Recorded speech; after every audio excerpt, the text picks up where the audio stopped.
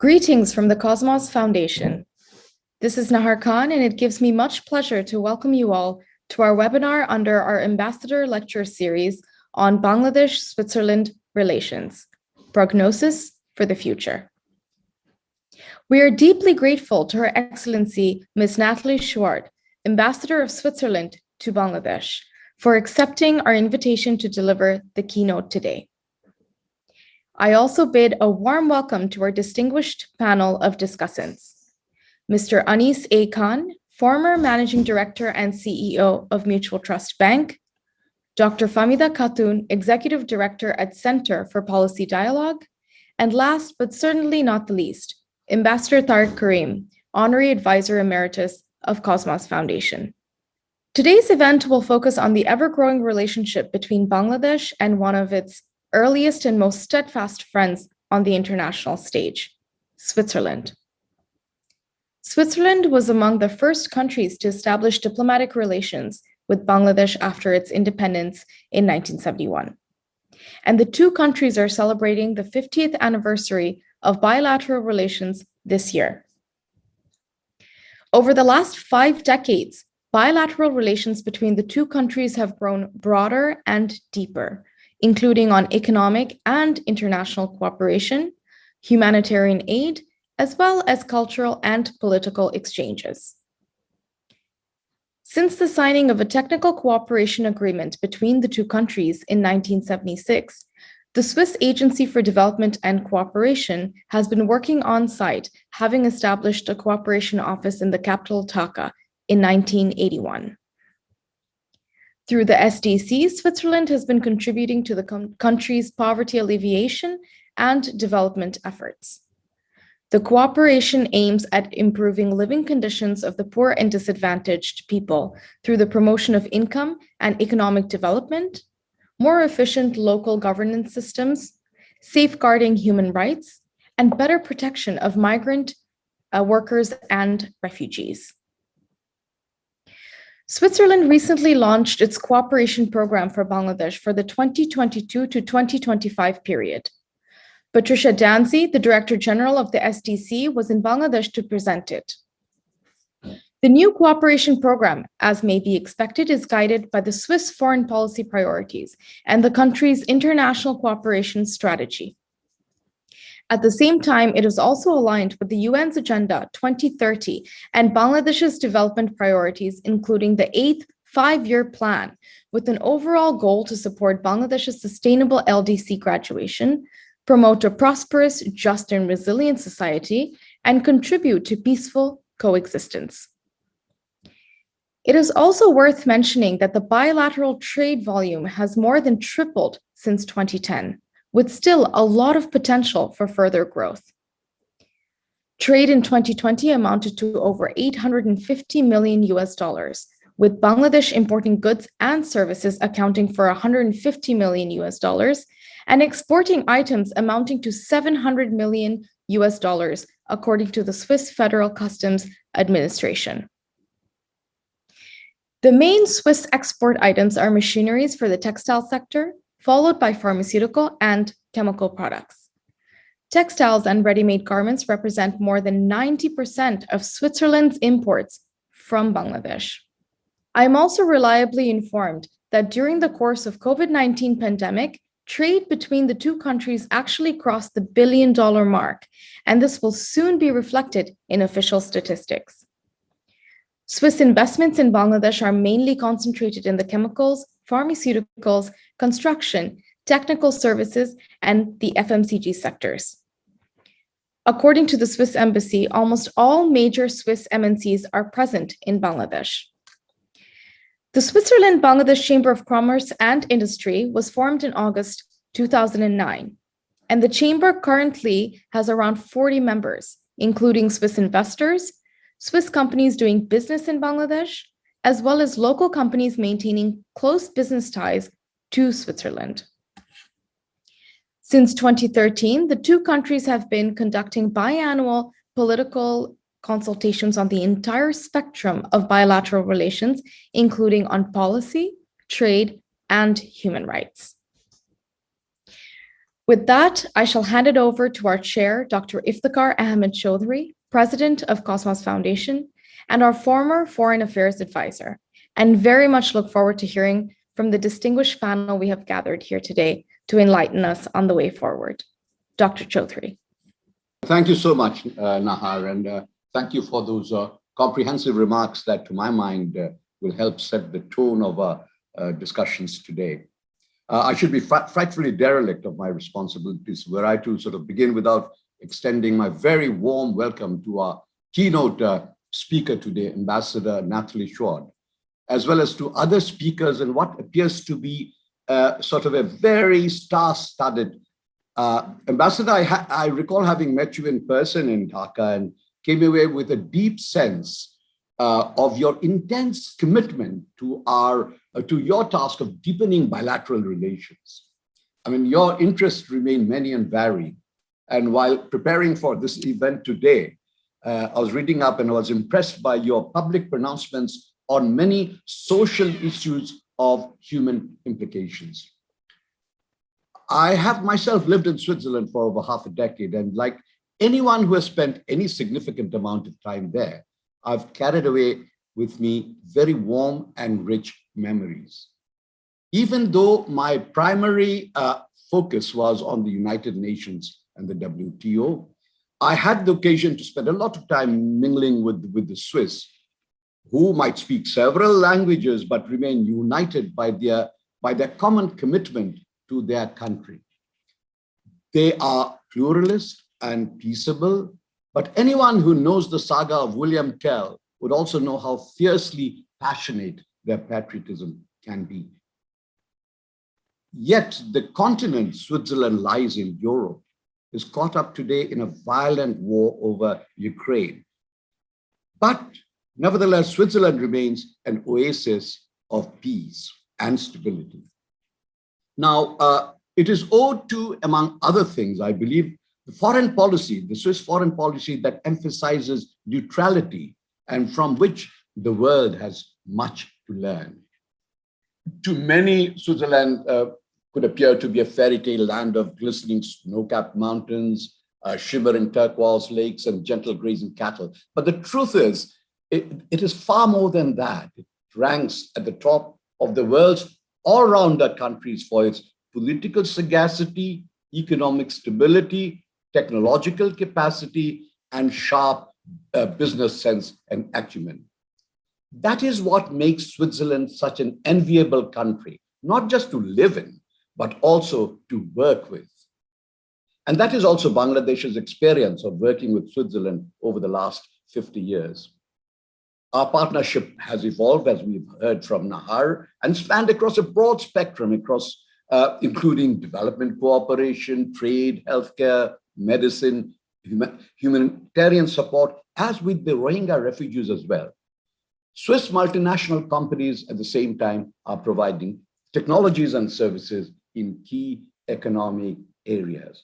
Now, I shan't be stealing anyone's thunder away, and I'd like to sort of cut quickly to the chase. As I had stated earlier, we have a star-studded panel, which include, apart from our distinguished keynote speaker, Ambassador Schwad, it comprises, our panel does, of Mr. Anis Khan, one of our most successful bankers, Dr. Famida Khatun, Executive Director of CPD and a renowned economist, and Ambassador Tarek Kareem, an extremely respected, well-regarded, and one of our brightest diplomats. So we are obviously looking forward to this event. What I will do, Ambassador, I'll give it for 30 minutes initially, and then each of the panel will speak for about 10 minutes or so, as remarking on your statement. And thereafter, I will revert to you for any responses that you might have or other thoughts that might have occurred to you as the discussions have unfolded. So with these words, Ambassador, it is my privilege to give you the floor, invite you to the microphone, and listen to you, of course. Ambassador, you have the floor. Thanks a lot. Thanks a lot for all this warm welcome from all of you, from Mrs. Nahar Khan and from you also, Dr. Iftekhar Ahmed Choudhury. It's an honor to be here with all of you virtually and with all these distinguished panelists. And I have heard already so many right things and so many things about Switzerland. So I'm looking forward to continuing this discussion. Distinguished guests, dear participants, the year 2022 is very special for us, for both Bangladesh and Switzerland. This year, our countries celebrate 50 years of our bilateral ties. This is an important milestone. It marks our solid and long-standing partnership, and it is a key moment of our journey together. In that spirit of friendship, I would like to thank Cosmos Group for organizing this event and inviting me to speak about our bilateral relations. When the organizer reached out to us, I was asked to talk about the prognosis of our bilateral relation for the future. To do that, I want to start with the past. Indeed, we cannot speak about the future without taking proper stock. I will therefore split my keynote into 3 parts. The beginning of our relationship. How did we get from there to here, or our 50-year-long journey? And, for sure, what the future could hold for our bilateral relation. 13th of March is a red letter day in our bilateral relations. On that day, in 1972, the government of Switzerland officially recognized the People's Republic of Bangladesh as an independent and sovereign nation. However, our bonds and exchanges can be traced to some years earlier. Bangladesh struggled for political and economic emancipation, and the humanitarian crisis caused by the Bola cyclone of 1970 and the war of 1971 sparked a wave of solidarity in Switzerland. We began providing humanitarian aid to East Pakistan and later to newly independent Bangladesh. And numerous actions were implemented by various Swiss and international humanitarian organizations back in those days. During the 1971 war, the Swiss government supported UN agencies, the ICRC, and the Swiss Red Cross. This organization provided full shelter and protection services to internally displaced persons in Bangladesh and refugees in India. The Swiss population showed enormous solidarity with the Bengalis. Through a collective effort, Swiss aid agencies, the Save the Children of Bangladesh campaign, raised today's equivalent of approximately 100 million Swiss francs. It was one of the biggest charity drives in my country at the time. Solidarity is certainly a key aspect that has marked our relationship for the last 50 years. Switzerland has stood next to Bangladesh in times of challenges. This has also been the case during these COVID times, and our engagement will certainly remain for the years to come. Back at the beginning of our common journey, Switzerland played an important but lesser known role during the 1971 war. When India and Pakistan broke off diplomatic relations, both countries requested Switzerland to act as a protected power, representing the interests of one country in the other. As you know, Switzerland has a long tradition of neutrality and providing good offices. My government accepted this request and assumed this double mandate, respectively, on 6 and 7 December 1971. In this capacity, Switzerland managed to play a crucial role in helping with the implementation and respect of the Geneva Convention and mediating an agreement between India and Pakistan for the repatriation of prisoners of war and civilians. This agreement was later ratified by Bangladesh. Our neutrality and tradition of good offices are part of our DNA, and certainly will stay at the core of what my country stands for, including in Bangladesh. Ladies and gentlemen, as I mentioned earlier, Switzerland officially recognized Bangladesh on 13 March 1972, and it was one of the first countries to do so. The following week, the Swiss government decided to send an ambassador on a temporary mission to Dhaka, and in June decided to accredit an ambassador. The first ever Swiss diplomatic presence in Bangladesh was based in an hotel suite in what is known the Intercontinental Hotel. Today, the Embassy of Switzerland is located in a modern complex in Gulshan and is staffed with 45 persons, including 10 diplomats. It shows the importance we have given to our ties with Bangladesh, and the size and diversity of our presence here indeed reflect our evolving and broadening relationship. As the times have changed and Bangladesh with them, our relationship has also changed and evolved, getting stronger over the last 50 years. So how did we get from there to here or to today? Humanitarian values and principles are very dear to Switzerland. In the years following your independence, Swiss humanitarian aid mainly focused on the reconstruction of a war-damaged country and its infrastructure. I am very proud to say that humanitarian aid has remained a pronounced trademark of our engagement here, be it in relation to natural disasters such as floods and cyclones, or in the context of the Rohingya refugee crisis. Considering the per capita contribution, Switzerland is among the top donors and partners, standing firmly by Bangladesh to respond to the Rohingya crisis. My country has been engaged in supporting the activities of the United Nations and international NGOs. We have also started a direct intervention on the ground in Cox's Bazar. Since 2017, over 50 million Swiss francs have been allocated, benefiting both the Rohingya and host communities.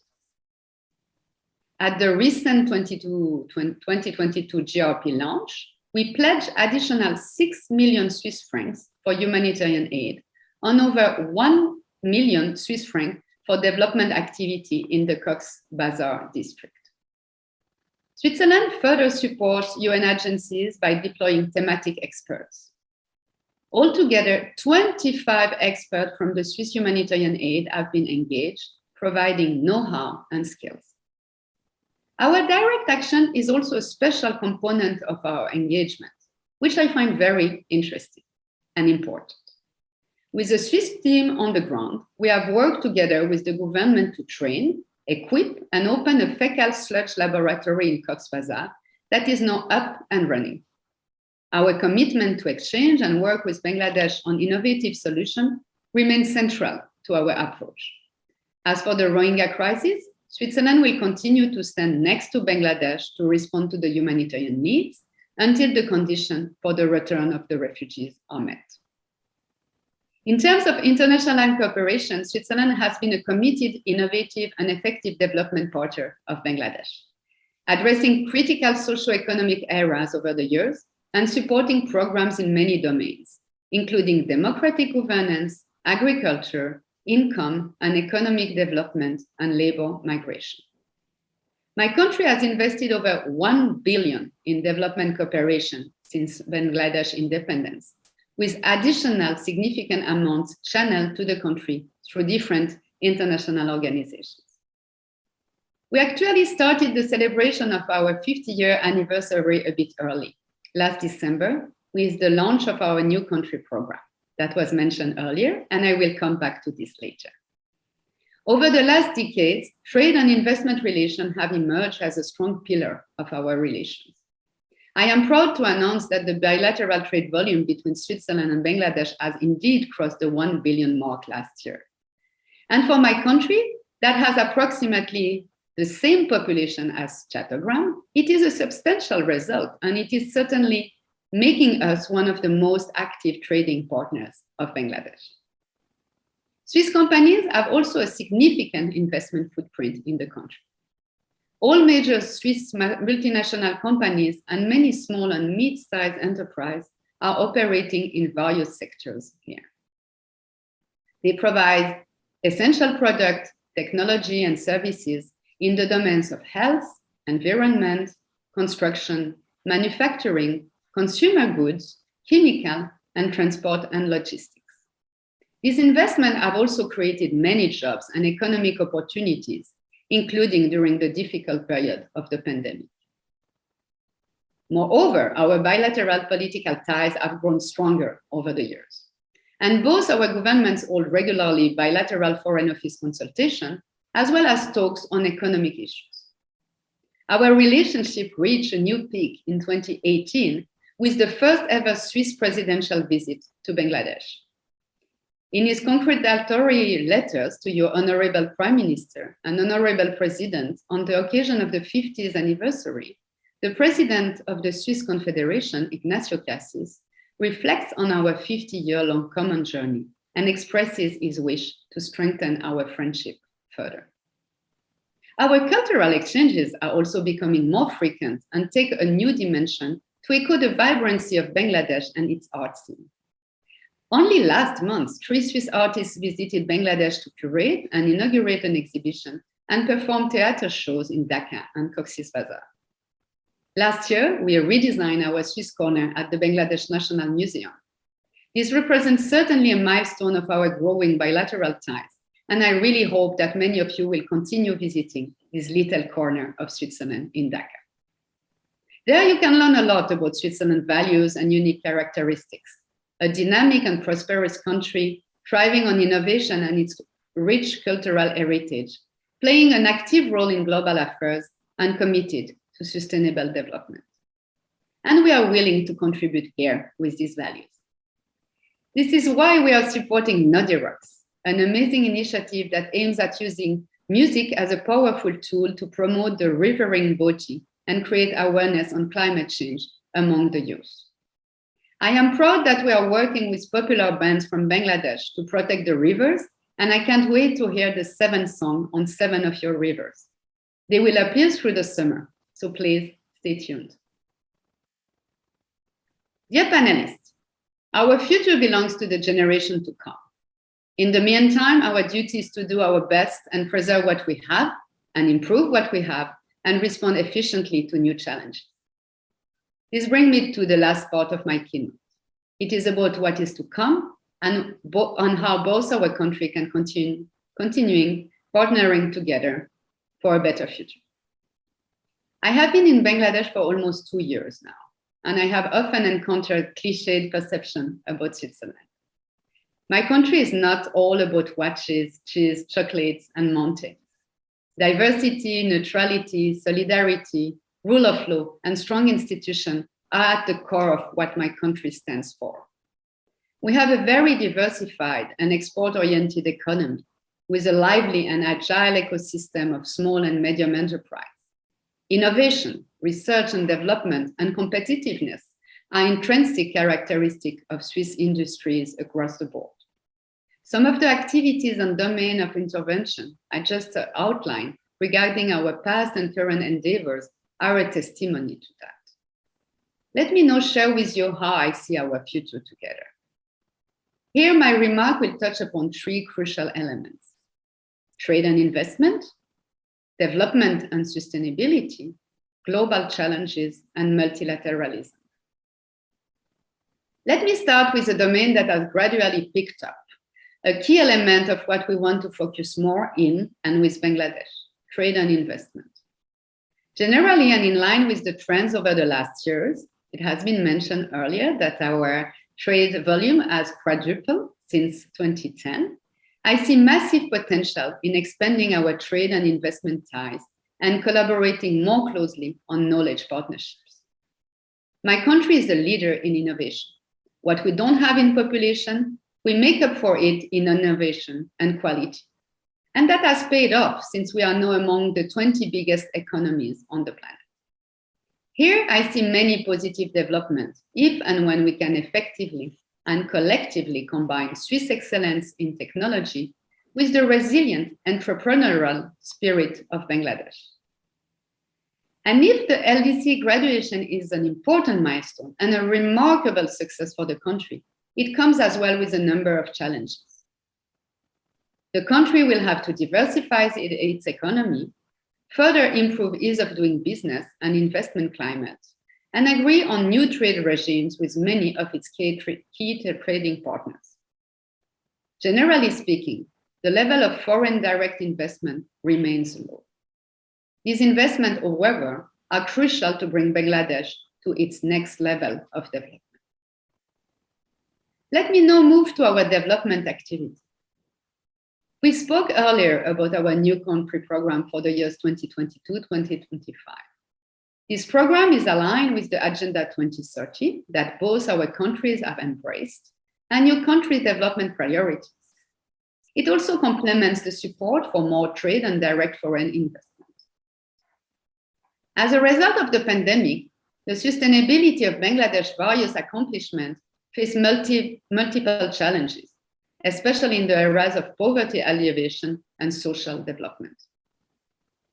In the years to come, we will therefore partner with Bangladesh, the government, the civil society, and international organizations present here to build the country back better, greener, and fairer, and progress with a sustainable transition towards graduation from the LDC category. Together, we aim at promoting a more prosperous society that is just and resilient. We will focus on improving economic framework conditions to stimulate remittance inflows and private direct investment. This engagement will also encompass trade facilitation and support for the financial sector. Furthermore, Switzerland will maintain its successful approach to strengthening local economies and generating decent income opportunities. However, economic growth and LDC graduation cannot be inclusive and sustainable in the long run without further improvement to the rule of law and good governance. Therefore, and in line with the 2030 agenda, and especially to achieve SDG 16, peace, justice, and strong institutions, Switzerland will continue its traditional engagement in the domain of human rights and quality basic services, including targeted social protection of particularly vulnerable people. We all know that this Delta country is highly exposed to climate change. Switzerland will join force and work hard with you in this domain. We are committed to considerably ramp up our program in the area of climate change adaptation and mitigation, disaster risk reduction, and environmental sustainability. Switzerland is also facing many climate change-related threats, from melting Alpine glacier to biodiversity loss, with, among other consequences, a huge impact on our very important tourism industry. That brings me to my third point, global challenges, and they are numerous in front of us. Generally, my country believes that global challenges are better tackled when we come together as one, and when we anchor our foreign policies in the fundamental principle of international law, including human rights and humanitarian principles. Switzerland is a candidate for a seat on the UN Security Council for 2023-2024. We are extremely committed to continue strengthening the rules-based international system. Let me be clear, neutrality is not indifference to the violation of fundamental norms of international law. This is why our government took the decision to adopt the packages of sanctions imposed by the EU against Russia in order to strengthen their impact. Switzerland continues to adhere to neutrality, and the adoption of this sanction does not change this. Russia's attack on Ukraine and its impact on security policy in Europe or in Asia need to be taken seriously. Multilateralism matters, no more than ever, especially for small states like ours. And I'm looking forward to working with Bangladesh to pursue our action in favor of peace, international law, sustainable development, and human rights in the multilateral fora. Our planet is going through a tough time, and we need to remain focused and committed to build a future that is fair and peaceful. This requires tenacity and willingness to retool globally and locally. This is quite an ambitious program, but if my time here has shown me anything, it is that Bangladesh is capable of doing just that. In closing, as the ambassador of Switzerland to Bangladesh, I am proud of our journey together over the last 50 years. I also know that with the trust and goodwill between our countries and our peoples, we can go much further. Thank you. Thank you, Ambassador. Thank you so much. I mean, while being succinct, you have been fairly detailed and also informative. The whole address was full of information. You have displayed the sort of celebrated Swiss Pasha for details, and yet at the same time sort of positing it against the matrix of the bigger picture and extrapolating from there. And I cannot agree with you more on your aspiration that the excellence of Switzerland, the Swiss technology, be combined in our collaboration with the resilient spirit of the Bangladeshis. I'm sure that your remarks that neutrality is not indifference with regard to Switzerland and particularly its position in Europe today. I'm sure we will have some little more discussions on this, and I would wish you good luck in your quest for the seat that you aspire to in the world's most exclusive club, the Security Council. So, okay, I now have on the list a very, very distinguished banker. Who but a banker should commence a discussion on Switzerland? So as our first discussant, we have Anis Khan. I assume that everyone has the bios. A very distinguished banker, as I said, and obviously well-versed in the French language, as we have gauged a few minutes ago. So Anis, you have the floor. Thank you, Ambassador Iftikhar Chaudhry. Good morning. Assalamu alaikum. I feel absolutely humbled to be in this distinguished galaxy of senior diplomats and economists, and all very well known to me, but it's very good to first see Excellency Nathalie Pouard this morning. I want to thank Cosmos Foundation for inviting me. I'll make some very humble submissions, and my habit is whenever I go somewhere, I do to gather a few slides. And the slides can be very simplistic, and the slides could also be repetitive of what other speakers have already spoken about, like the ambassador already gave a three-part wonderful presentation on her country.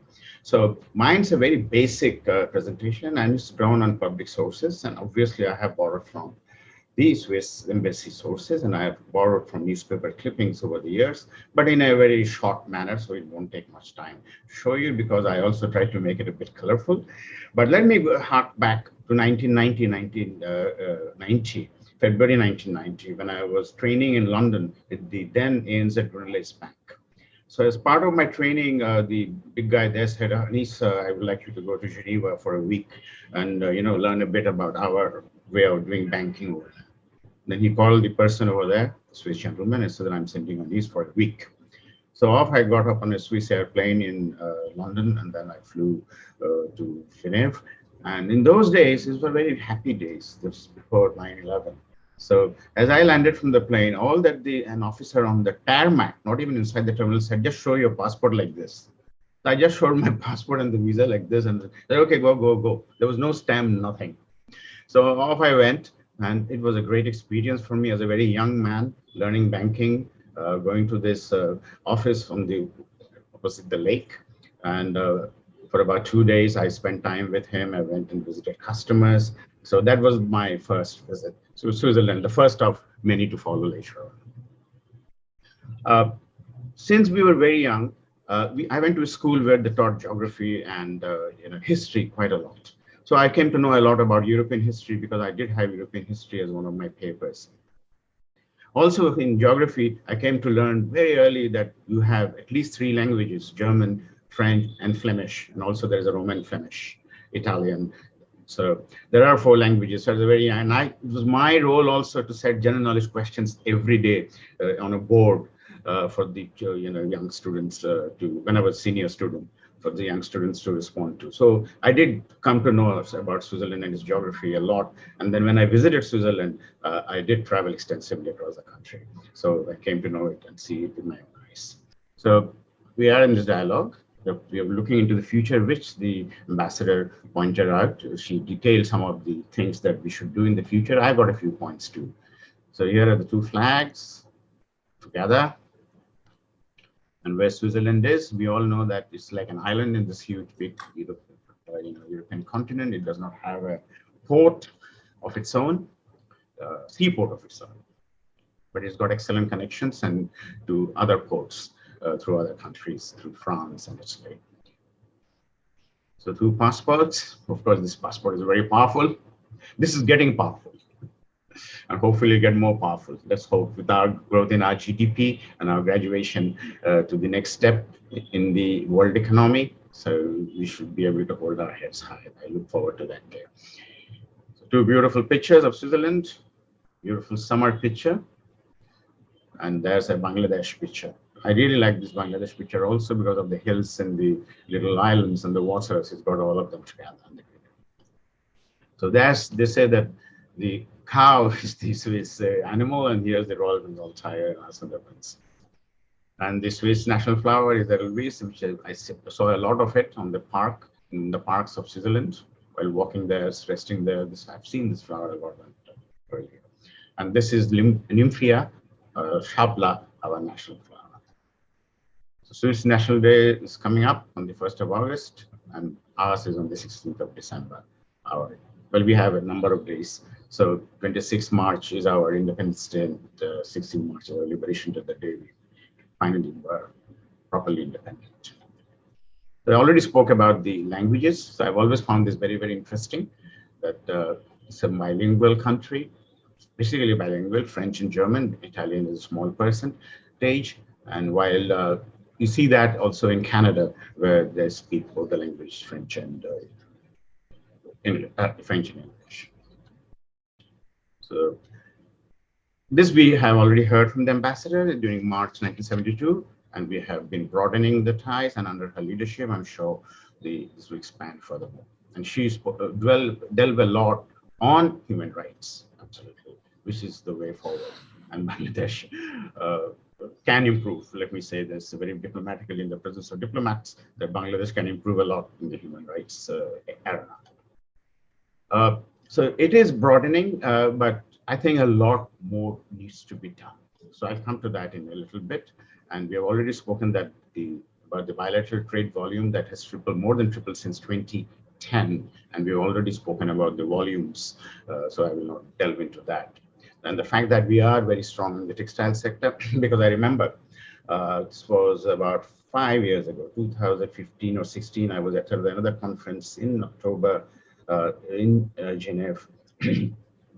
And this was a World Banking conference. There were like 6,000-7,000 people. So it was very kind of some of the Swiss banks to invite a number of CEOs for dinner and discussions. And over there, they were always very interested. And some of the CEOs over there asked me about our textile sector. And the fact that they were confirming a lot of LCs from Bangladeshi importers, textile manufacturers for cotton. They were doing a lot of that business out there. So through my discussions with them, I was very successful in establishing relationship with a number of Swiss banks with our bank, which really helped boost trade for our bank at that time. We know about pharmaceuticals, there is a presence over here. And obviously, Bangladesh's exports are very much skewed towards the garment industry. Most of it to every country is like 80-90% is garments. But now we are trying very hard to move into the IT sector to boost that. There are various initiatives underway in our country with so many IT parks coming up across the country. And also recently, it was very interesting that about 5 days ago, we at the Metropolitan Chamber of Commerce and Industry, of which I play a humble part in the chamber for the last 20 years. This is an oldest chamber. For the information of Her Excellency, I like to say that it was set up 115 years ago. So it is the oldest chamber in the country. So we already had an appreciation event on semiconductors, how Bangladesh could move forward on semiconductors. And just yesterday, there were newspaper headlines about semiconductor industry, how it came through Mr. Inayat Rahman, who went to America and came back and set up the first factory. And so we were discussing that. And in this sector, I think, now that you have spoken about your excellence in information technology, we can also take your help. Because in my deliberation in that event, I have said that yes, it's good for Bangladesh to think about it, but before that, we need awareness, we need to learn, we need teachers who has to come to Bangladesh and teach our people, our engineers about the semiconductor industry, about how it is done, otherwise how it is that we do. Because the garment industry is a success, because Mr. Nurul Qadir Khan of Desh Garment, the pioneer, he took 100+ people to the Daewoo Corporation's factory in Korea and trained them there.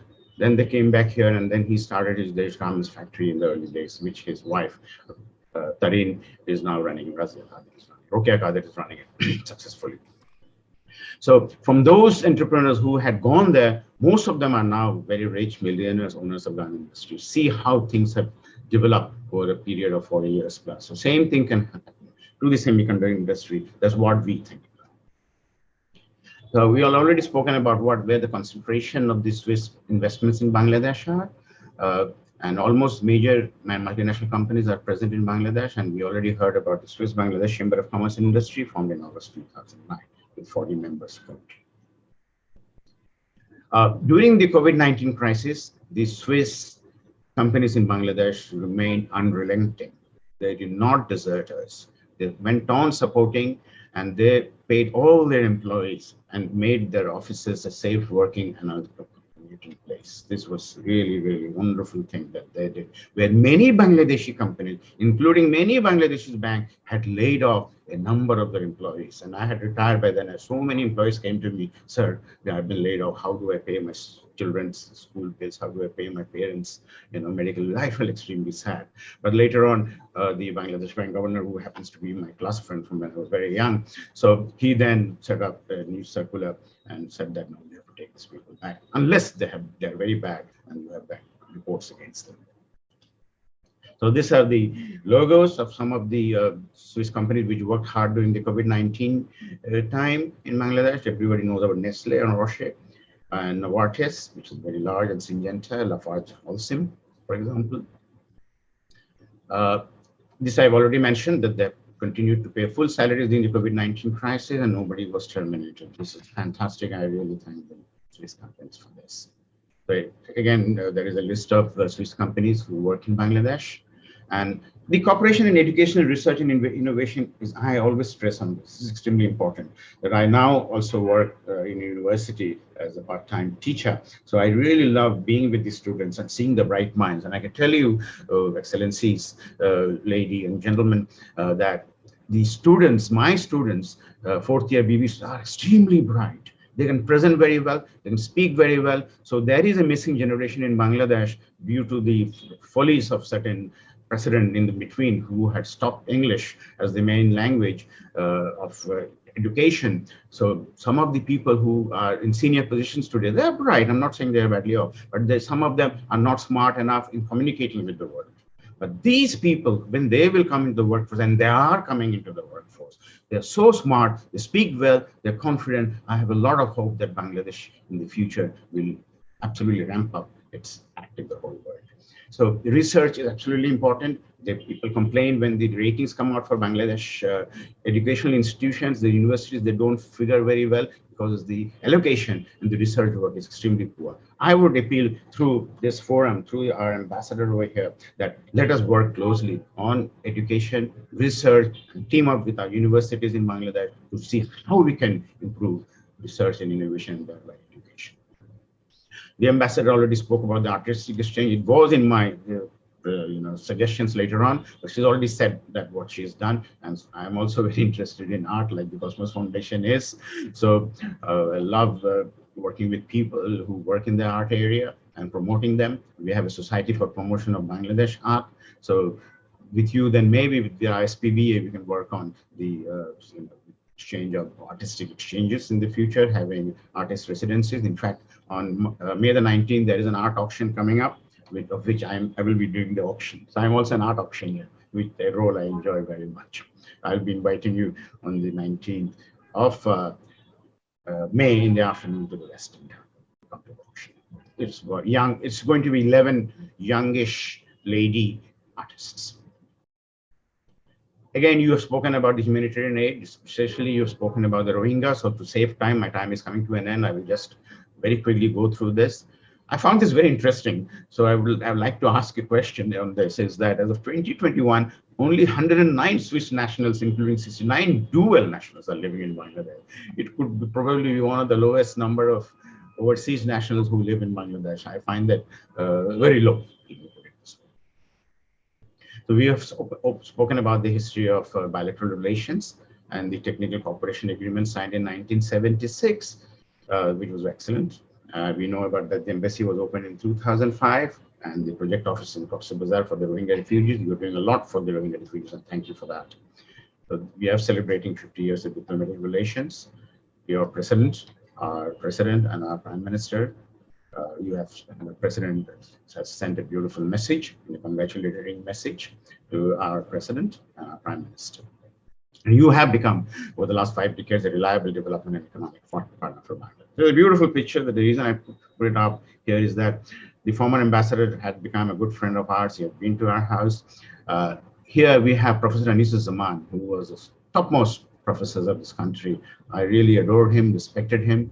So he's passed away, unfortunately, due to COVID last year. So this was the celebration last year, in 2018, of the relationships between the two countries. Absolutely beautiful picture.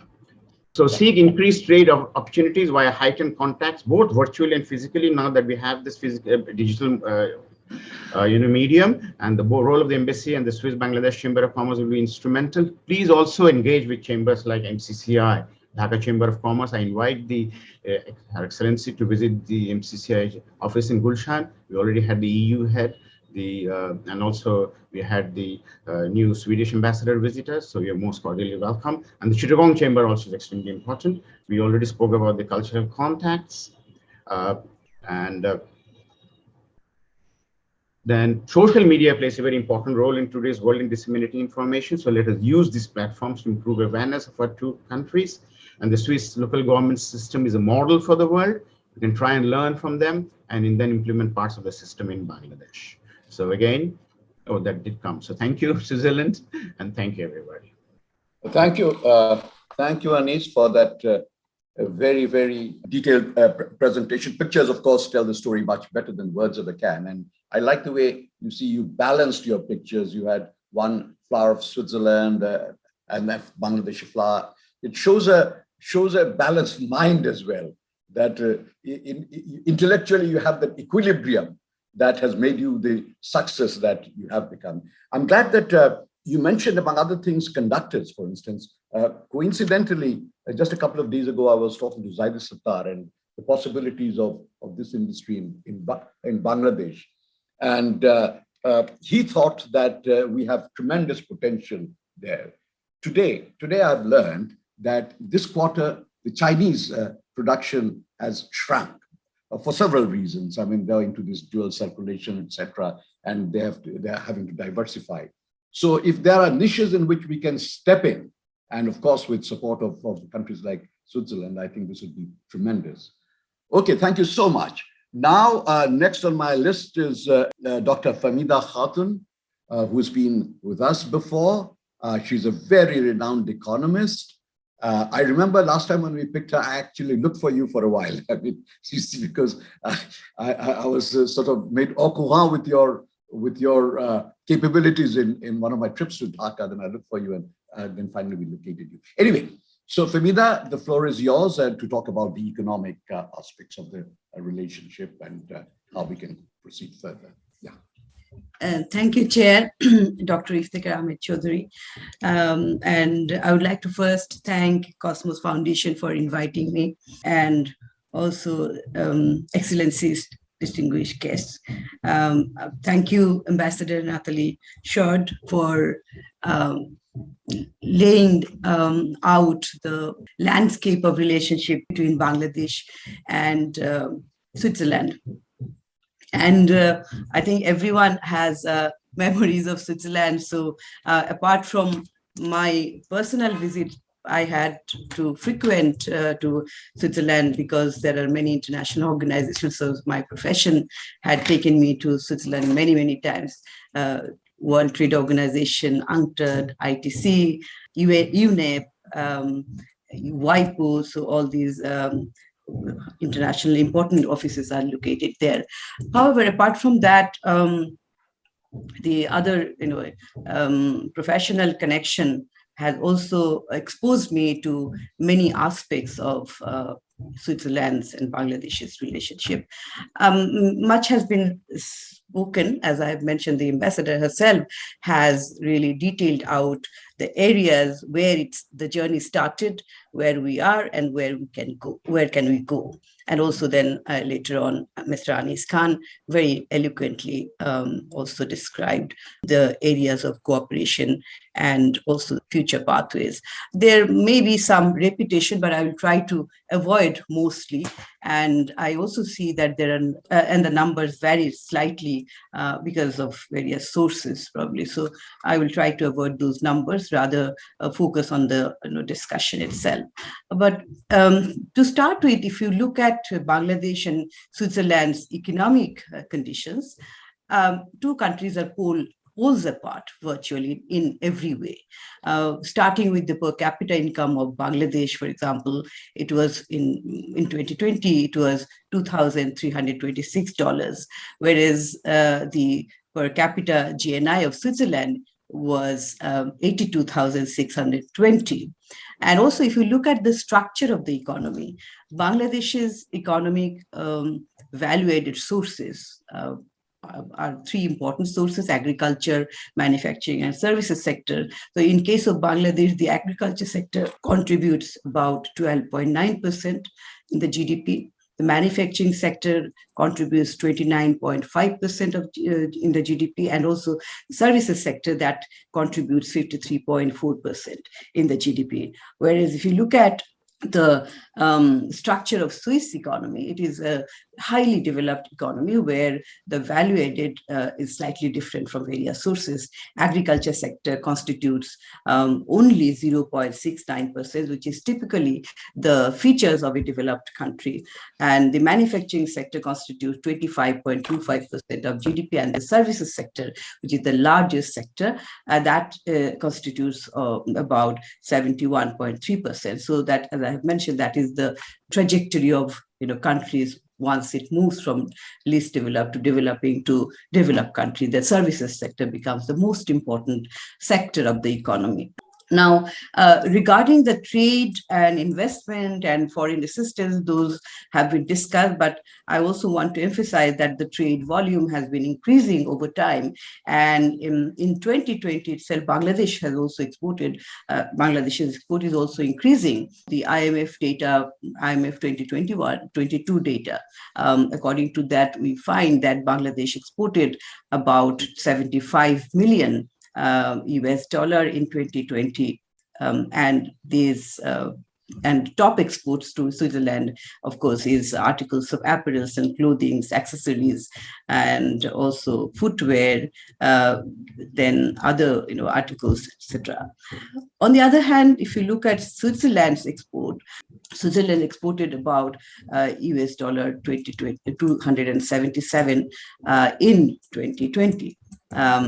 Worth of goods. And top exports to Bangladesh from Switzerland includes machinery, mechanical appliances, nuclear reactors, boilers, parts thereof, and also tanning or dyeing extracts, tannies, and also other coloring, and many more. So these are some of the important ones.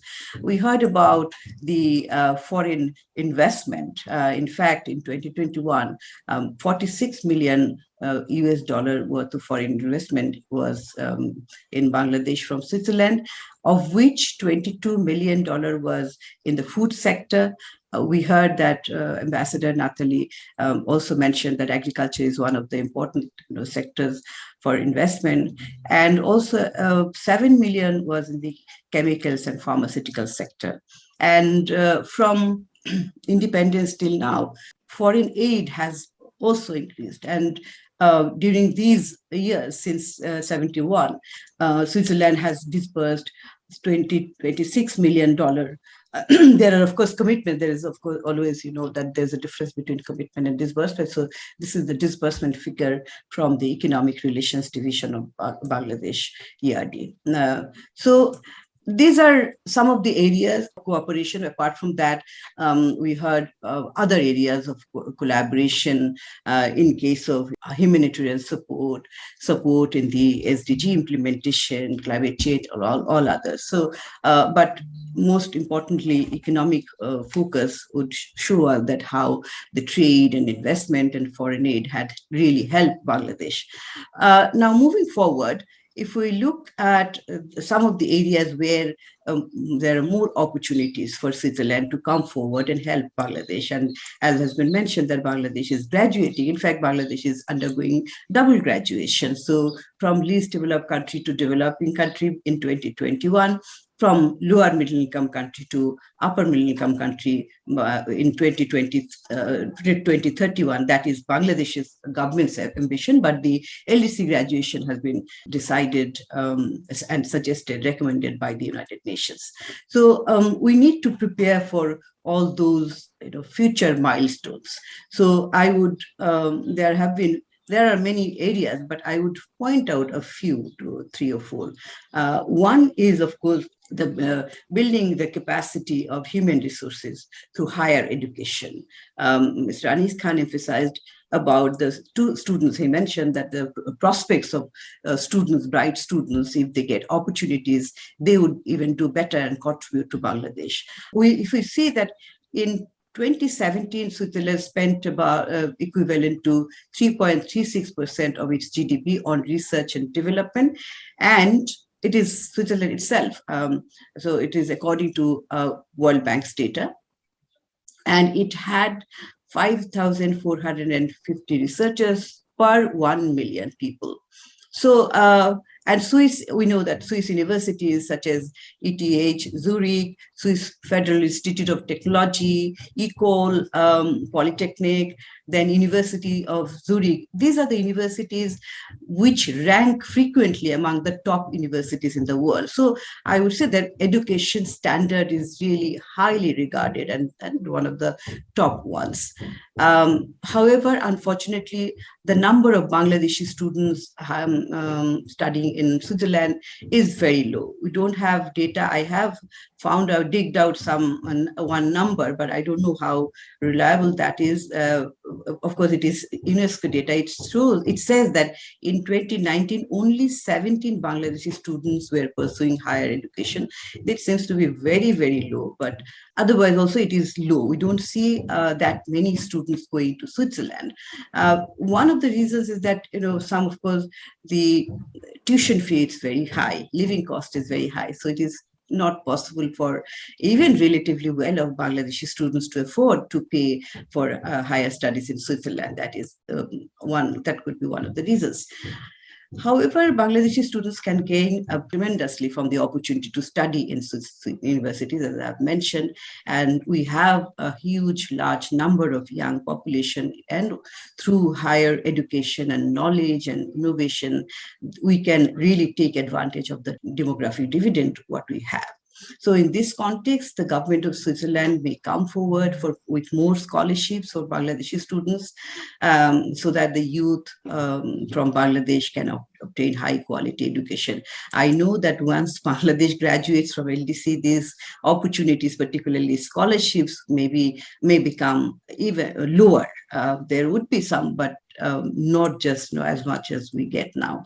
So, however, countries can make special opportunities for the Bangladeshi students. The second area is tourism sector, because we have discussed that, and also Anis Bhai has shown the pictures and a beautiful landscape of Switzerland. And we know this is a country where tourism sector has really been one of the most developed ones, and it attracts tourists from all over the world. In 2019, Switzerland's international tourism received was 4.47% of its total exports. And also the number of international tourists was more than, I think, 11.8 million, according to World Bank data. So tourists are clearly attracted to Switzerland's beautiful landscape and pristine natural beauty. And also, not only because of the natural beauty, but the country has also managed tourism sector quite well with high degree of efficiency. Because if you have only natural resources, if you don't invest on that, if you don't market that and manage that efficiently, tourists don't go there. So they have managed it with high degree of efficiency, which has led the steady flow of tourists from all over the world, despite the fact it is an expensive country, despite high costs. On the other hand, we see Bangladesh's tourism are not very good at this point in time, though there are a lot of opportunities. We have seen also the picture side by side, Switzerland's picture and Bangladesh. Bangladesh also has a handful of very beautiful tourist spots. So our receipt from tourism is very low. In 2019, it was only 0.87% of total exports, and international tourists, the number of international tourists was 323,000. This is again according to World Bank data. So it appears that Bangladesh has not been able to realize the full potential of its tourism sector. So this is an area in the coming days, Bangladesh could greatly benefit from Switzerland's knowledge and expertise in developing its tourism sector as a driver of economic growth and employment. The third area I would mention that promoting of world peace. So Ambassador Nathalie has mentioned about solidarity, neutrality, diversity, rule of law, and friendship with all. So this is an area where we can also collaborate. We can learn a lot. Bangladesh is the largest contributor for peacekeeping groups to the United Nations. However, Bangladesh has also a foreign policy of friendship towards all, allies towards none. So in line with its membership in the non-aligned movement, Bangladesh doesn't take sides with major powers, but rather prefers to maintain a neutral stance. Similarly, Switzerland has maintained its strict policy of neutrality since the 16th century and has not participated in international conflict since 1815. So Switzerland has also been regularly active in global peace building activities. So in the coming days, Bangladesh and Switzerland can cooperate on promoting world peace in an increasingly unpeaceful world. So that is an area it is beneficial for not only for both the countries, for the world itself. So the other issue is innovation and technology, which is related to also human resource development. So Ambassador has mentioned about technology and innovation. In fact, the world has embraced already the fourth industrial revolution, and Bangladesh has to keep pace with it. And particularly because, as I've mentioned, that the country is going to graduate from the LDC category in 2026, which means that the LDC specific benefits and flexibilities will go away from Bangladesh. This includes duty-free, quota-free market access, concessional loans, flexibility in the TRIPS agreement, and many more. So Bangladesh has to prepare for that. One of the ways is to, of course, to embrace technology in order to increase its efficiency, increase its capacity, and also increase its productivity. So human capital has to be really efficient and productive so that the country can remain competitive in the era of developing world, basically. So after the post-graduation period, Bangladesh has to remain competitive through many ways. One of the ways, of course, to increase the efficiency and capacity of human resource, and also to embrace technology in its all sectors to increase productivity, which will increase the, not only increase the income, but also it will ensure, we talk about decent wages for laborers in many industries and all. So if you have higher productivity, the companies, the industry will also be able to provide higher salaries to their employees, which is one of the stringent compliances once the country graduates. And also Bangladesh receives this, now Bangladesh enjoys the duty-free, quota-free access under the generalized system of preferences, GSP. Now with the new GSP Plus, which is going to be implemented in the next 10 years or so, if Bangladesh wants to avail some of the benefits from GSP Plus, it has to comply with many requirements. This is not only in case of labor issues, but also climate issues, environmental compliances on human rights, and of course, labor issues. So in order to prepare for that, it has to be an all-encompassing preparation. Not only, of course, efficiency and productivity in all areas, but also rule of law, institutional strengthening, that which already have been emphasized by Ambassador Nathalie. So these are the areas where Bangladesh has to work on it. And I can say that I can imagine that Switzerland can lend its hand to Bangladesh to prepare for these challenges. The other challenge, and I will end with that, the other challenge, which is also not within our control, external challenge and also natural challenge. External challenge, of course, that if global situation doesn't work well, now we are seeing that economic crisis is ushering all over the world. This is one, but the other most important is that climate change issue. So Bangladesh is a vulnerable country to the impact of climate change. They say our government is working towards that, but climate change is an issue where no single country can work to mitigate to the impact and also adapt to the impact of climate change. So huge investment is required. Financial resources, technological resources are needed. And countries like Switzerland, with their, not only with monetary resources, but also knowledge and technology, can come forward to help Bangladesh to navigate through these challenges.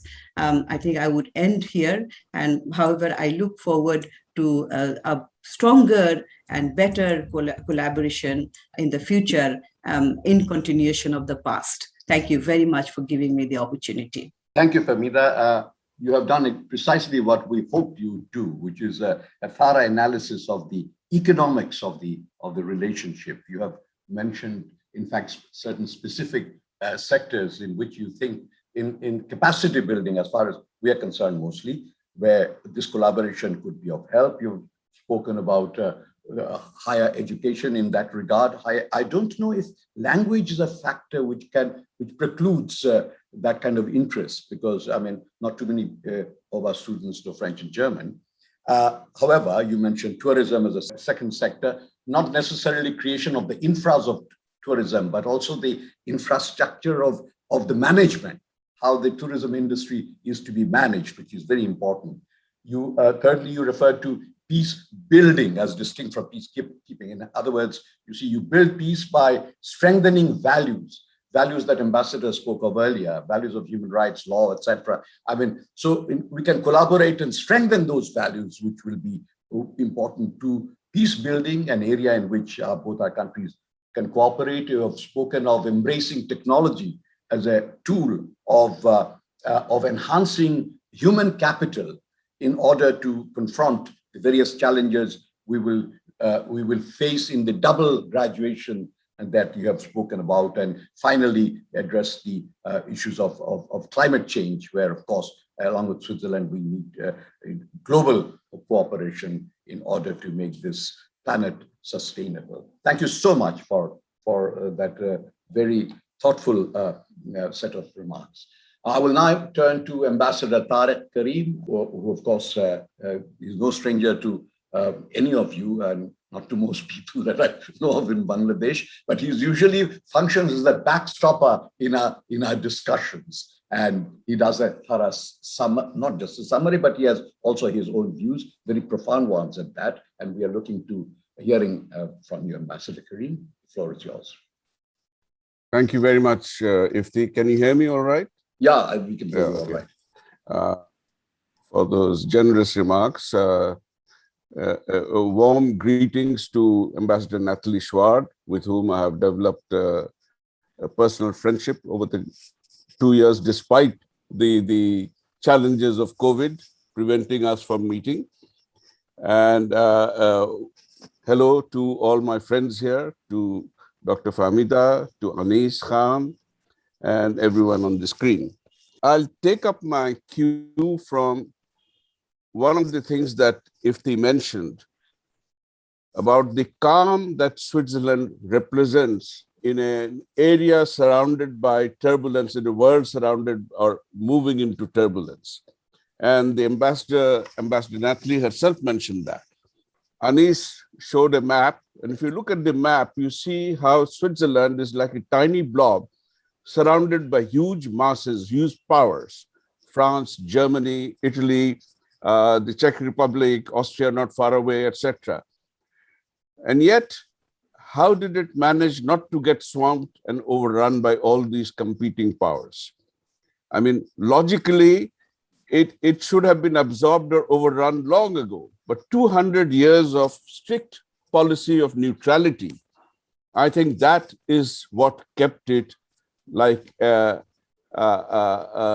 element of equilibrium and stability in a region of great turbulence around it. And this is where I think, she mentioned about the solidarity between our two countries. This is where psychologically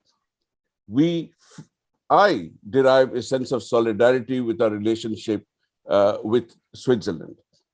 I have myself stated that when Bangabandhu had in the early 70s said that we will make Bangladesh the Switzerland of the East, I don't think he meant it as an idle remark to say we will convert Bangladesh into a haven for tourism like Switzerland. I think he mentioned more deeply in the geopolitical sense. And if you look at the Bangladeshi situation, just like Switzerland is like a tiny, vulnerable blob of land in a vast European landscape. Look at our position geophysically in this world. And I have recently, in a couple of meetings, described that can we have a different perspective of ourselves? Like if one were to disembody one's soul and mind from the body and float above, how would I view myself? And in that sense, this is the age of space travels. This is the age of Star Trek and Star Wars and Space Odyssey, etc. Imagine Captain John Luke or Captain Kirk looking across for planets from Starship Enterprise, comes across this planet, which is 71, only 71% it's oceanic, and less than 30% is landmass. It's been named Earth, but it's been named Earth by basically human beings who are terrestrial creatures. Their perspective of the planet is from where they are on terra firma.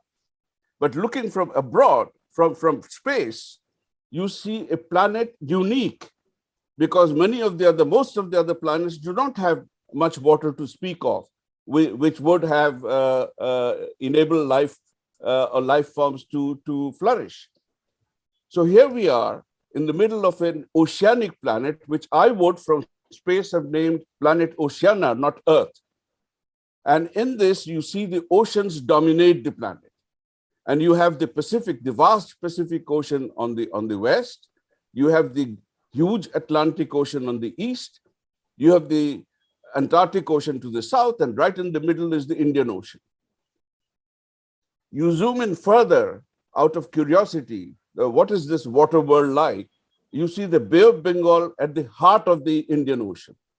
And you zoom in further and you see Bangladesh at the apex of the Bay of Bengal. So if I look at myself from this perspective, basically I'm viewing myself as being at the epicenter of an oceanic world. Now, moving away from that perspective, we are already the epicenter of interest and curiosity and struggles for influence and scramble for resources, because all the action, all the major and lesser powers' attention is shifting to the area called the Indo-Pacific. Why? Because the Indo-Pacific is the Indian Ocean connects the Eastern and Western hemisphere by connecting to the Pacific and drawing in from the Atlantic. And within this, Bangladesh historically has historical Bengal, civilizational Bengal played a great role as a connector.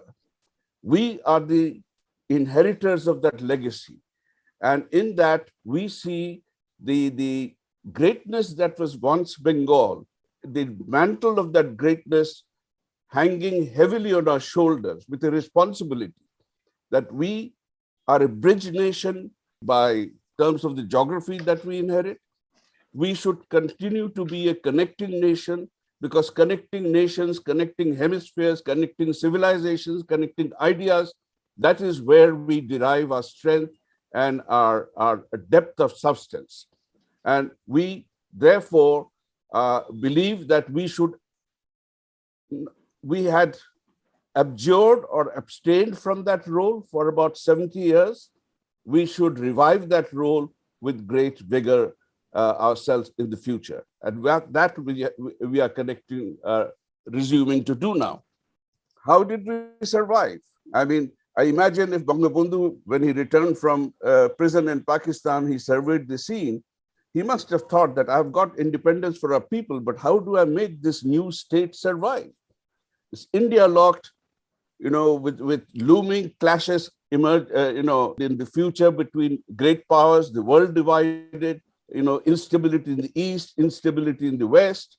And that is, I think, I was part of the small team in the foreign ministry at that time, trying to evolve our foreign policy and foreign relations.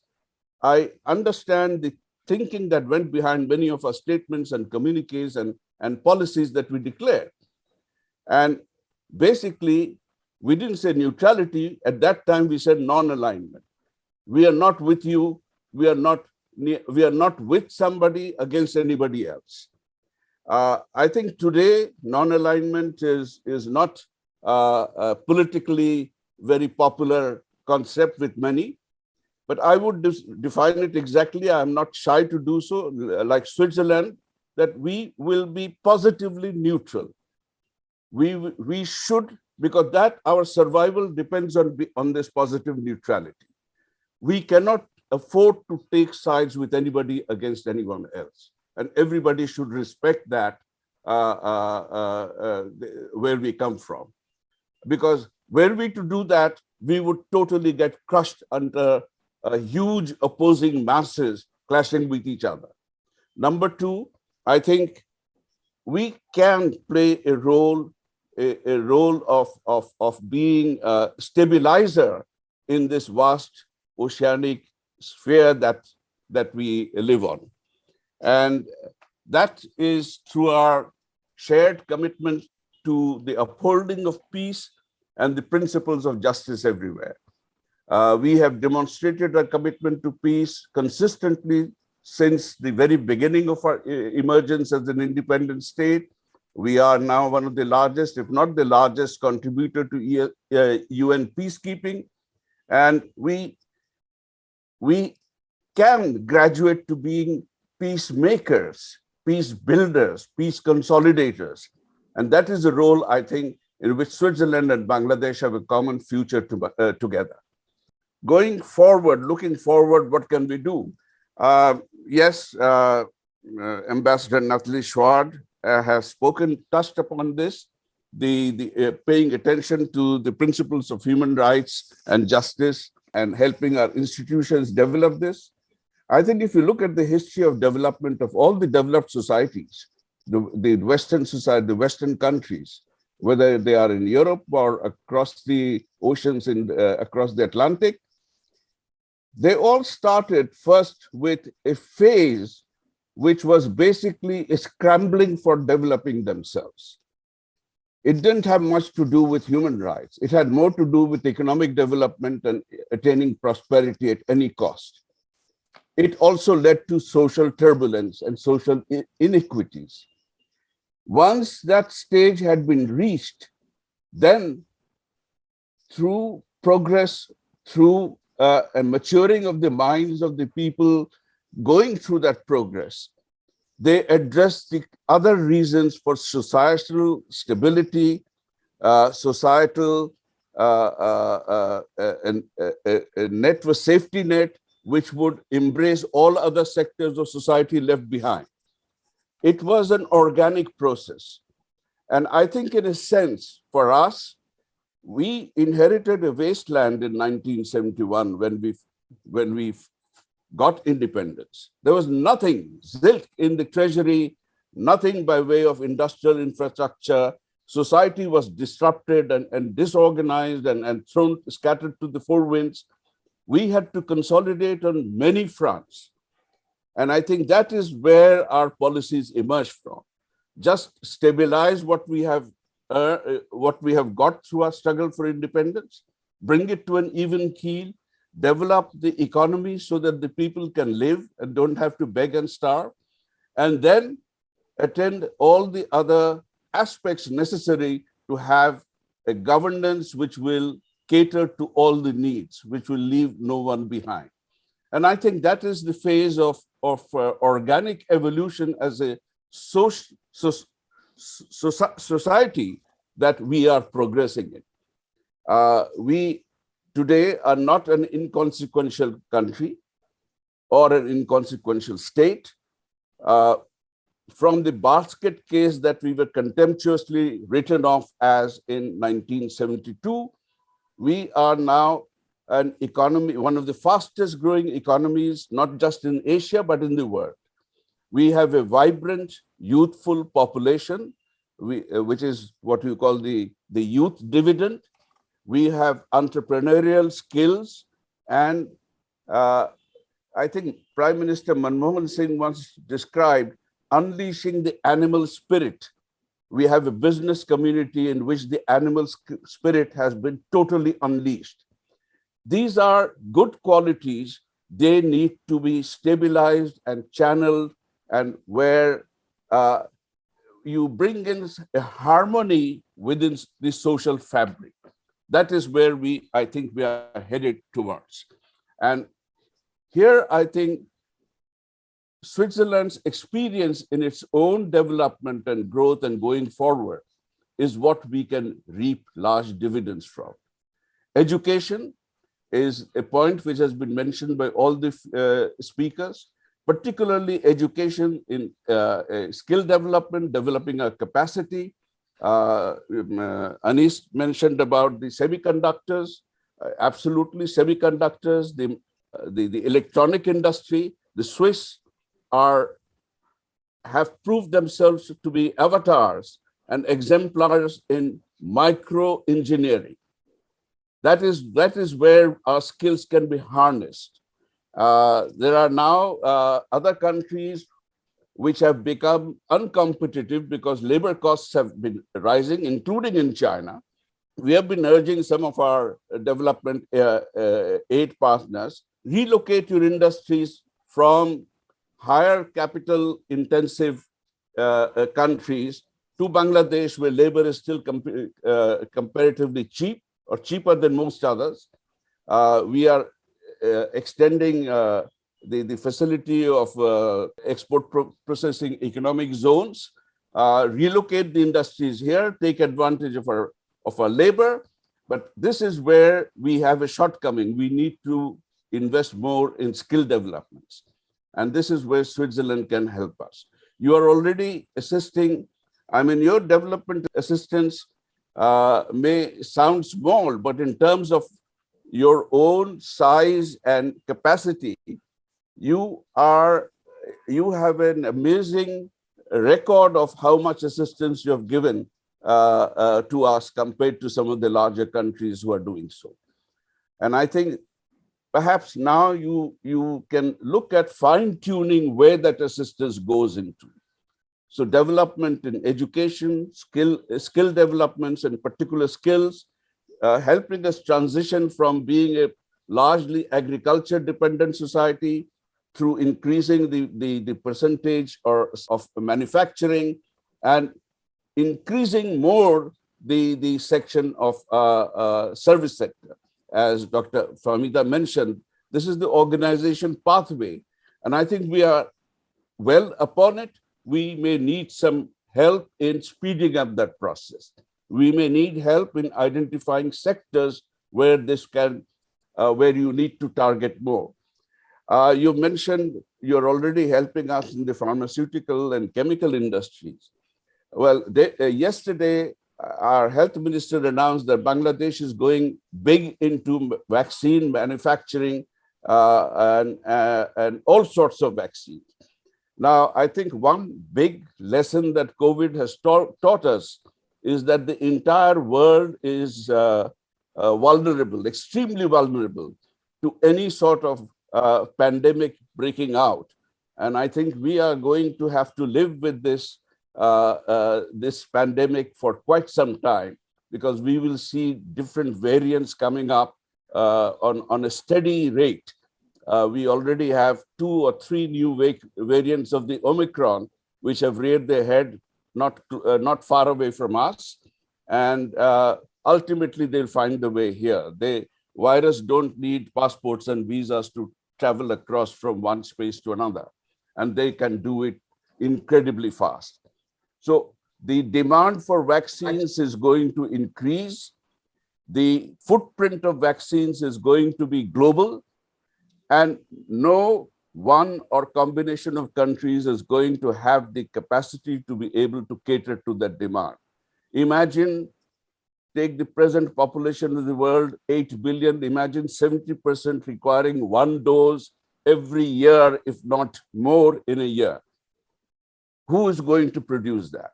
Because in order to keep ourselves afloat, to have a healthy population, to be doing whatever we are doing, we need to have that. And that is where perhaps Switzerland can help it in the R&D section, in the pharma industry. I think, in a sense, although we live in different spheres of the world, we are, in a sense, perhaps soulmates, because we have similar compulsions which drive us, as well as similar forces which are always around and make us conscious that we are very fragile and vulnerable unless we develop intrinsic resilience ourselves. And developing intrinsic resilience is what our future for the next decade has to be all about. We hope that we can transform into an area where people, instead of fighting each other in the Indian Ocean and in the Bay of Bengal, will come together and make peace here. We'll be ready to offer them hospitality.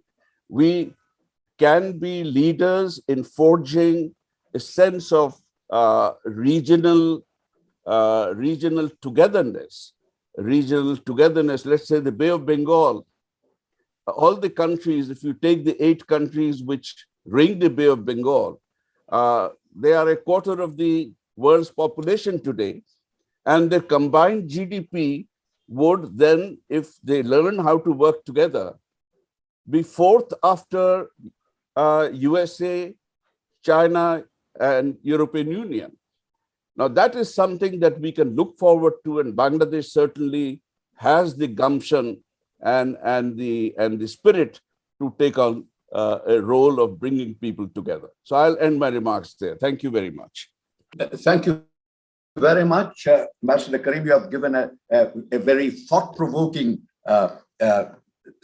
made a thought-provoking set of remarks. You talked of the commonalities of the compulsions that drive Bangladesh and Switzerland, irrespective of the huge differences that obviously exist between the 2 countries. But nonetheless, we are both connectors in some ways, we are stabilizers.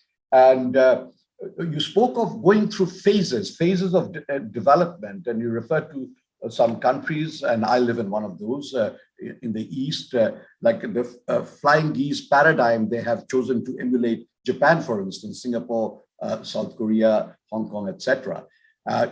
While doing it, perhaps initially there was not so much of distributive justice in society, but eventually, as we see today, these are all countries where, just as you would aspire for ours, no one has been left behind. So thank you very much for your statement. And now, Ambassador, I revert to you to. I'm not going to talk about afterthoughts that you might have, but or second thoughts, but an elaboration perhaps of the ideas that are germinated in your mind, and or from the contributions that others have made as to how it has sort of influenced your own thinking of how our bilateral relations are progressing. Thank you, Ambassador. Thank you very much, Excellency, and thank you to all the panelists. It was a fascinating presentation from all of you regarding Switzerland, and I have perhaps a comment in 5 points and then perhaps a personal note. My first point is really about how all of you know well Switzerland. And I mean, it was mentioned also that, I mean, Bangladesh and the ambition of Bangladesh to become the Switzerland of the East. But I was extremely impressed by what I heard and what I saw about my own country. And I mean, how well you know Switzerland, but also how well you know the specificities of my country, being indeed in the middle of Europe, being a diverse country, not being a member of the NATO, not being a member of the European Union. And also how you recognize that even though we are a small country, we have been an important partner and somehow playing above our league in terms of our relationship with Bangladesh. But I would say also trying to do our best also to build a better future, not only in Bangladesh, but also to be a major actor when it comes to international relationships. So it's a very important point, and I was very touched by that. My second point takes on the trade and investment. I think I heard from all of you, and I think I can only agree that, I mean, trade and investment is and will remain our focus for the year to come. It goes also very timely with the development of Bangladesh today. We heard different numbers when it comes to our trade balance, but in general, they were correct, although they sometimes differ a bit. The trade balance is largely in the favor of Bangladesh. But we will continue, I mean, working on that with the government and with our partner here. I mean, our Swiss company present here are willing to continue to invest. There is interest of other companies to be there. So we will do our best to work on that. And I heard also the point, Mr. Hanis, on timing up with the Chamber of Commerce. For sure, the Swiss Chamber of Commerce, Swiss Bangladeshi Chamber of Commerce and Industry is a key partner of ours, but also in other cities in Bangladesh and also with other Chamber of Commerce. That brings me to a related point that is really the modern world we are living in. I mean, we spoke about the traditional aspect of our partnership, but also the possible development when it comes to digitalization. We spoke about the IT sector when it comes to trade and investment. I also wanted here to mention that Switzerland has developed a digital foreign policy for the year 21-24. That's becoming really also an important aspect of our foreign policy. I mean, Digital Bangladesh is also an important platform here and also part of this movement forward of the country. So I do also see lots of potential when it comes to that. Related to this point of investing and trade, I would note also, and that was mentioned earlier as well, but the involvement of the private sector is very key. In that sense, I mean, I was recently in the CHARS and I have visited one of the projects we are supporting with a Swiss NGO.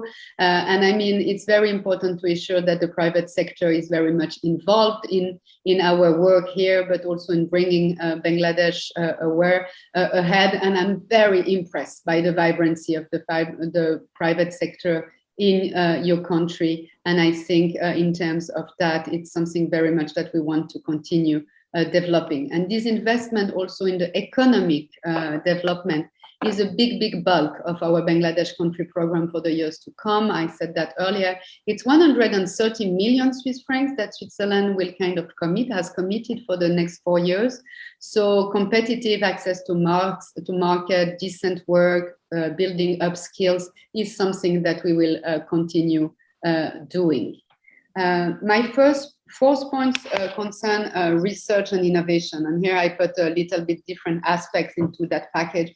I also heard very well your voices, and I think I can only fully agree with you. I mean, I spoke about innovation and digitalization, but I mean, my country is the world leader when it comes to innovation. The Swiss universities have been mentioned, the ETH in Zurich, also the EPFL in my own city, Lausanne. And these universities have really state-of-the-art like practices and also premises for really giving the students there and contributing to enhance innovation and continuing to be world leader in that aspect. So it's something that we should definitely continue pushing and continue doing. That's true that so far there are very few Bangladeshi students in Switzerland. There are also very few, to respond to your question, Dr. Iftekhar, very few Swiss living in Bangladesh. There are indeed a little bit more than 100.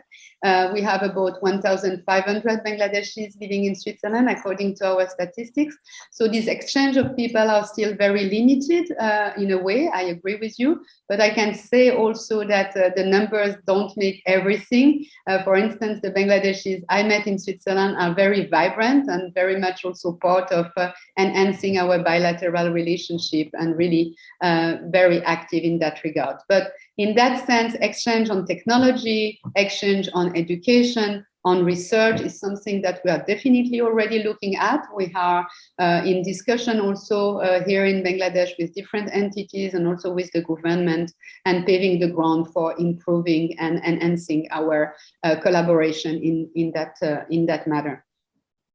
My 5 points is the togetherness, the togetherness that Ambassador Tarek mentioned. You spoke a lot about the regional togetherness.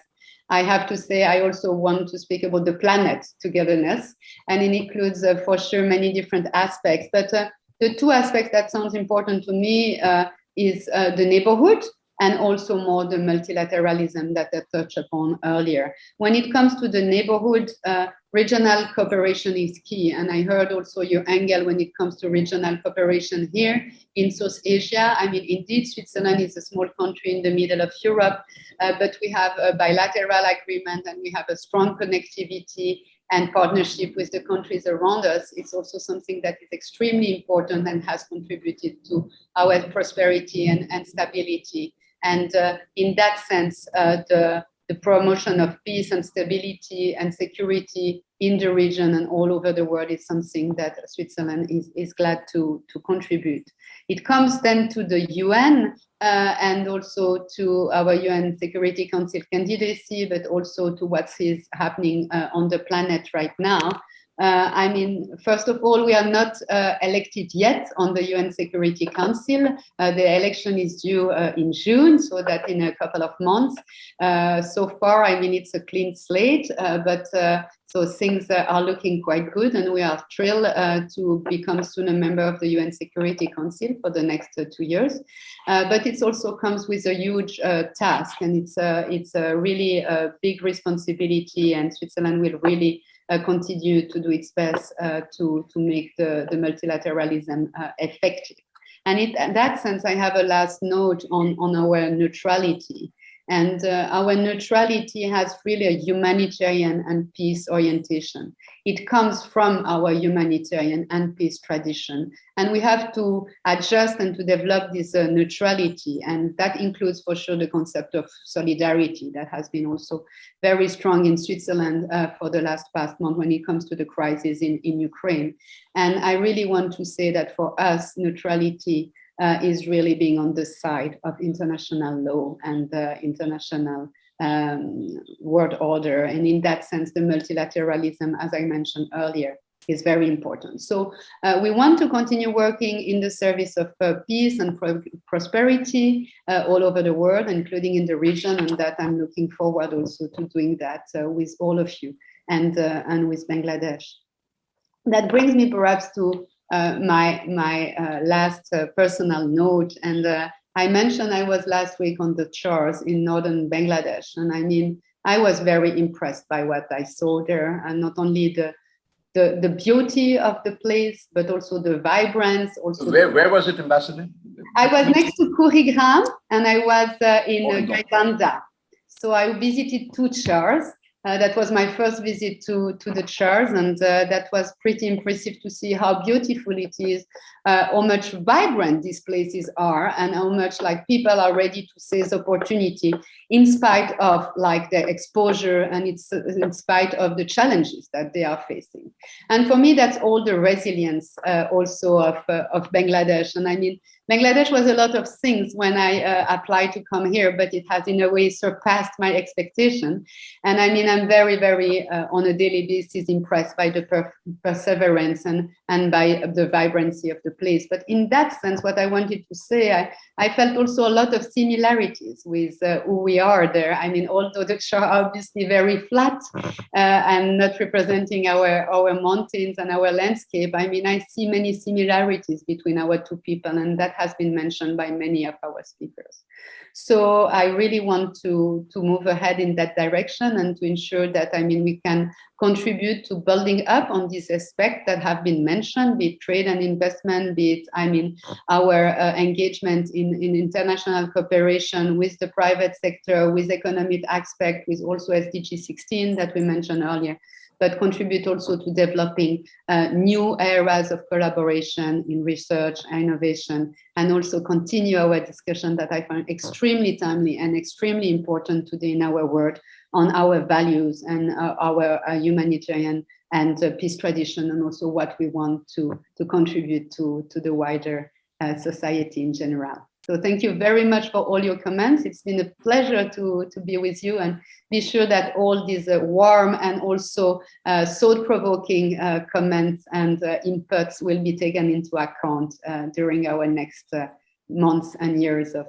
elaboration here. Thank you, Ambassador. Very kind of you. And thank you for the time you've given us and for that excellent elaboration of the elements of our bilateral relation as you have presented. Indeed, you see the relationship between, as we have heard from all our speakers, Bangladesh and Switzerland is a new paradigm of relationship between a very developed West European country and a developing Asian country who are tied by a common commitment to the values of achieving progress for their own peoples. We do it in different ways, and what we have talked about is how we can collaborate in achieving those aspirations. It has been an extremely rich and stimulating discussion. And I thank you also for the 5 points that you have now mentioned, which has further buttressed the richness of our deliberations. We spoke a lot about neutrality of Switzerland, etc. And I think Famida mentioned all these number of United Nations specialized agencies that Switzerland hosts. You did it at a time when Switzerland was so neutral that you didn't want to be a member of the United Nations till 2002. So it's very interesting to see you make this pitch for the membership of the Security Council, as I said, the most exclusive club. And I pray and hope that the pitch that you have made today will not be, will find fruition in your success. One last thing that one cannot but mention in any discussion on Switzerland, it's really the work ethics of the Swiss. Some attributed to the culture of Calvinism in Geneva, largely. I remember for a brief while I was seconded to the UN agency, UNCTAD, and I was special advisor to the Secretary General. And I lived in a village on the foothills of the Salim. And there the village mayor told me that when the church bell rings, it's not necessarily for you to go to church, but for you to go to work. You see, so that is the kind of work ethics that the Swiss have, and there is much to learn from the Swiss people across a very broad spectrum of human endeavor. Thank you so much, everyone, and thank you, Nahar, for getting us together, and thank you, your team as well. With these words, I will bring the formal discussions to a close and hand the floor over to Nahar for final remarks and vote of thanks. We have now reached the end of our roundtable. Clearly, the entire gamut of relations between the countries run deep and wide. The subject of Bangladesh-Switzerland relations is critical to both our countries They reflect historical friendship, which, however, need to be invigorated by periodic examinations such as this. I am pleased to note that the bilateral engagements and prospects between the two countries are by and large brighter, and both sides can look forward to benefiting from the relationship in the days ahead. Thank you all for today's thought-provoking and insightful discussion on what is set to be an increasingly important relationship on the international stage. On behalf of the Cosmos Foundation, I would like to express our profound appreciation to Ambassador Chouard for her brilliant presentation. Additionally, the contributions of Mr. Anis Khan, Dr. Famida Khatun, and Ambassador Tarek Kareem would prove very valuable for anybody looking to chart the course of the relationship in the days ahead. I would also like to thank our chair, Dr. Iftikhar Ahmed Chaudhry, for steering the discussion so skillfully as always. In conclusion, may we join our hands in applauding this very successful event today. Wishing you all good health and all the best. Thank you. Thank you very much. Thank you. Thank you. Bye. Bye-bye. Thank you very much. Bye-bye, everyone. Thank Au you. revoir. Have a nice day. Au revoir.